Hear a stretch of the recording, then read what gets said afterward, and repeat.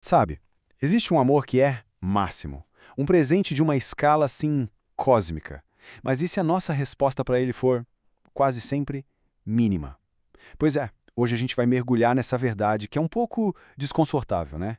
Vamos a um dos versículos mais conhecidos que existem para tentar entender esse abismo entre o que foi dado e o que a gente devolve.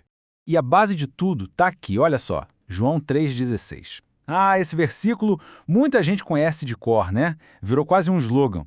Só que aí tem um perigo. É justamente essa familiaridade toda que pode acabar escondendo a profundidade gigantesca que tem aí. Essa é a declaração do máximo que a gente vai analisar hoje. É que esse versículo, ele não fala de coisa pela metade, sabe? Ele descreve o máximo da natureza divina. Pensa bem, é o amor na sua forma mais pura, a graça total, a vontade de Deus sem nenhuma hesitação e a obediência de Cristo sem limite algum. É uma declaração de entrega absoluta mesmo, sem reservas. Então, vamos lá. Vamos começar a desvendar a escala, os componentes desse presente máximo. O que é que significa de verdade essa frase, Deus amou tanto o mundo? Olha que interessante. Para descrever esse amor, o G.K. Chesterton usou uma expressão que eu acho perfeita: o amor selvagem de Deus. E essa palavra selvagem é a chave de tudo. Ela passa a ideia de um amor que não é domesticado, sabe? Que não dá para conter na nossa lógica humana. É um amor imenso, poderoso e que para nossa mente, que é finita, chega a ser meio ilógico de tão generoso. O teólogo Frank Sheed, ele fez uma análise genial da anatomia da salvação, que a gente está vendo aqui. Ele quebra tudo em 6 partes. Vamos ver. Qual a força por trás de tudo? O amor. Quem começa tudo? Deus. E o mediador que faz a ponte que torna tudo possível? O Filho. O padrão fica bem claro, né? A iniciativa, o meio, para quem se destina, a recompensa final, tudo, absolutamente tudo, vem de Deus. E no meio dessa operação divina gigantesca, a nossa parte é, curiosamente simples, só a decisão de crer. E é aqui que a gente muda um pouco o foco. Depois de ver a dimensão desse presente, vamos ter que olhar para a nossa resposta. E ela é, na maioria das vezes, bem diferente, né? Para não dizer inadequada. Sabe aquela frase, é o mínimo que eu posso fazer? Quantas vezes a gente já não falou isso?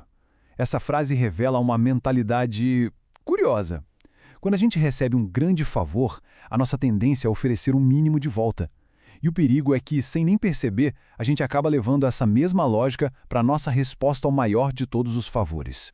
E aí o contraste vira um abismo. De um lado você tem o máximo de Deus, amor incondicional, graça total, o sacrifício supremo. E do outro, a nossa resposta padrão, o mínimo possível. Chega a ser doloroso pensar nesse paradoxo, né? A gente recebe o infinito e muitas vezes se contenta em devolver quase nada.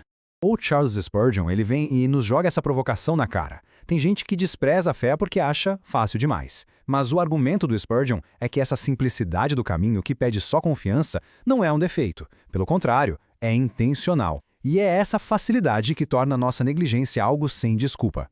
O ponto central é esse. A questão não é fazer coisas grandiosas, mas simplesmente confiar. Pois é, mas essa facilidade para a gente teve um custo. Um custo inimaginável. Agora a gente precisa focar no preço. O preço imenso que foi pago por esse presente máximo. Séculos antes de tudo acontecer, a profecia de Isaías já estava revelando o custo. E as palavras são pesadas, diretas. Ele foi ferido por causa das nossas transgressões. E a profecia continua, construindo essa ideia de uma troca dolorosa. O sofrimento que era para ser nosso, o castigo que nos traria a paz, estava sobre ele. E aí vem o resultado final dessa troca, a nossa cura, a nossa paz. O máximo do sacrifício resultou na nossa restauração completa. É uma inversão de proporções cósmicas, percebe? E por suas pisaduras fomos sarados. Ok. Então, se o mínimo não é uma resposta que faz sentido diante de um sacrifício máximo, como seria uma vida que vai além? Como é que a gente constrói isso? Olha, uma vida que vai além do mínimo não é sobre, sei lá, cumprir uma lista de tarefas para bater ponto. É mais como o florescer natural da gratidão. E essa resposta aparece em várias áreas. Na santificação, que é aquele processo de se tornar mais parecido com Cristo, na comunhão, no estar junto com outros, no serviço ao próximo, na imersão na palavra e algo que é crucial, na memória, o ato de se lembrar constantemente. E se a gente focar nesse conceito de memória, tem um exemplo muito concreto na ceia do Senhor. Cada passo ali é pensado: tomar o pão, dar graças, partir, declarar o que significa. É um ato físico, comunitário que se repete. Tudo isso foi desenhado para a gente nunca esquecer o custo do máximo.